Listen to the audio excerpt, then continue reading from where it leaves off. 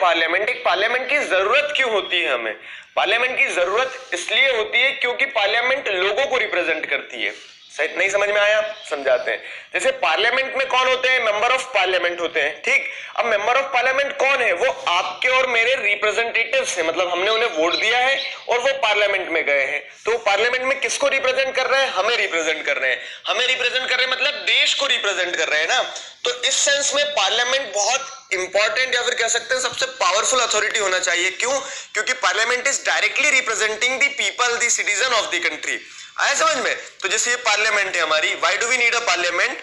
It shows the idea of people's participation in decision making. People's participation in decision making, अगर इस शब्द को अगर आप समझते हैं, people's participation in decision making, तो क्या समझ में आया कि पार्लियामेंट में जो लोग हैं वो डिसीजन लेते हैं, मेंबर ऑफ पार्लियामेंट डिसीजन लेते हैं। जैसे सेशन चलता है पार्लियामेंट का, तो आप देखते हैं वो लड़ते हैं, झगड़ते हैं, डिसीजन लेते हैं, सारी चीजें करते हैं। तो वो किसके बिहाफ पे कर रहे हैं? लेकिन ये लोगों के बिहाफ पे, मतलब पीपल्स पार्टिसिपेशन हो रहा है यहाँ पे। पीपल्स पार्टिसिपेशन कैसा हो रहा है? मतलब आप खुद पार्लियामेंट में नहीं जा रहे हो, लेकिन आपने जिन रिप्रेजेंटेटिव्स को चूज किया है वो आपके बिहाफ पे क्या कर रहे हैं? पार्लियामेंट में जा रहे हैं, वहां जाकर डिसीजन ले रहे हैं। तो इस सेंस में क्या है, पार्लियामेंट जो है ये peoples participation in decision making का नोशन एक्सप्रेस करती है। वो ये आइडिया दिखाती है कि हाँ, पार्लियामेंट जो है वो लोगों के द्वारा चुना गया एक इंस्टीट्यूशन है, ठीक है। तो इस सेंस में it is the spirit of democracy. और अगर हम डेमोक्रेसी की बात करते हैं तो डेमोक्रेसी का मतलब क्या है? देखो, democracy resides in the people. जो जनता होती है ना, जनता ही डेमोक्रेसी होती है एक तरह से, कि जितना ज्यादा आप क्या करोगे, लोगों को इन्वॉल्व करोगे, उतनी आपकी डेमोक्रेसी सक्सेसफुल होगी। तो वही चीज यहाँ पे देखने को मिल रही है कि पार्लियामेंट डेमोक्रेसी की स्पिरिट को दर्शाती है कि हाँ, अगर आप बोल रहे हो कि आपकी कंट्री डेमोक्रेटिक है तो लोगों का हक होना चाहिए डिसीजन में, ठीक है। और लोगों का हक यहाँ पर देखने को मिलता है पार्लियामेंट में। क्यों? क्योंकि लोग डायरेक्टली इनडायरेक्टली क्या करते हैं? पार्टिसिपेट करते हैं डिसीजन मेकिंग में। तो parliament express the spirit of democracy. आया समझ में? तो ये एक बेसिक आइडिया है पार्लियामेंट के बारे में, और इसीलिए हम पार्लियामेंट को इंपॉर्टेंस देते हैं, इसीलिए हमें पार्लियामेंट की जरूरत होती है। क्यों? क्योंकि पार्लियामेंट के थ्रू लोग डिसीजन मेकिंग प्रोसेस में पार्टिसिपेट करते हैं। पार्लियामेंट जो है वो डेमोक्रेसी की स्पिरिट को दर्शाती है। आया समझ में? क्लियर है? अब देखो, अब इस चैप्टर में क्या क्या पढ़ने वाले हैं। तो what we are going to study in this chapter, सबसे पहली चीज role of people and their participation. Why should they decide?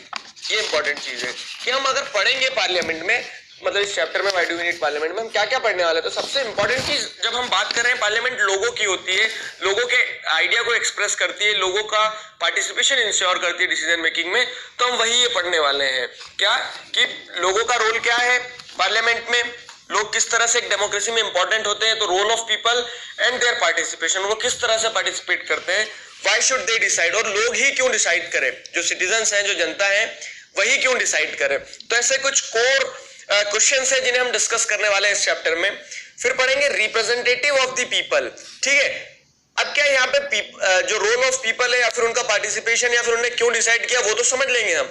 फिर हम देखेंगे कि वो जो जिसे चूज कर रहे हैं, जो उनके रिप्रेजेंटेटिव्स बन के जा रहे हैं, वो कौन होते हैं। तो रिप्रेजेंटेटिव्स ऑफ द पीपल एक हेडिंग होगी हमारी। सारी बुक में जो जो हेडिंग्स दी है सारी चीजें कवर करेंगे और उससे एक्स्ट्रा भी पढ़ लेंगे। तो representatives of the people complete करेंगे। फिर हम पार्लियामेंट को इन डेप्थ समझेंगे, पार्लियामेंट के कौन कौन से हाउसेज होते हैं, पार्लियामेंट में क्या होता है, functions, people in the parliament, कौन लोग होते हैं पार्लियामेंट में, ये सारी चीजें। तो this is going to be a basic theme of our chapter. आया समझ में? इंटरेस्टिंग चैप्टर है ये। इंटरेस्टिंग चैप्टर किस सेंस में है? इंटरेस्टिंग चैप्टर इस सेंस में कि अब आपको इंस्टीट्यूशन समझ आएंगे। अगर आपको ध्यान हो तो आपने 6th और 7th क्लास में लोकल गवर्नमेंट, स्टेट गवर्नमेंट के बारे में पढ़ चुके हैं। अभी अब हम क्या करेंगे, अब नेशनल गवर्नमेंट के बारे में। देखो, जैसे कंट्री है ना पूरा, तो कंट्री में क्या होता है कि स्टेट होता है, स्टेट के अंदर क्या होता है, डिस्ट्रिक्ट होता है। तो अगर आपको ध्यान हो तो आपने 6th क्लास में क्या पढ़ा था, 6th क्लास में आपने पंचायती राज इंस्टीट्यूशन वगैरह ये सारी चीजें पढ़ ली थी। 7th क्लास में आपने state legislative assembly, MP, MLA क्या होते हैं, member of parliament, chief minister वगैरह, ये सारा सब कुछ देखा था। अब हम क्या देखेंगे, अब हम सेंट्रल लेवल पे देखेंगे, मतलब जो कंट्री में, दिल्ली में पार्लियामेंट है ना प्राइम मिनिस्टर वाली, तो समझाने के लिए कह रहा हूं प्राइम मिनिस्टर वाली, तो उस सेंस में क्या करेंगे, अब हम देखेंगे कि अब हम सेंट्रल लेवल पे कैसे काम होता है, कैसे इलेक्शन होते हैं, कौन क्या कहलाता है, मेंबर ऑफ लेजिस्लेटिव असेंबली कहलाते हैं, मेंबर ऑफ पार्लियामेंट कहलाते हैं। इस तरह के जितने भी डाउट है आपके सारे क्लियर हो जाएंगे, ठीक है। तो अब 8th क्लास में हम ये सारी चीजें पढ़ने वाले हैं, इंटरेस्टिंग होने वाला है। इस चैप्टर के नोट्स आप हमारी ऑफिशियल वेबसाइट magnetbrains.com पर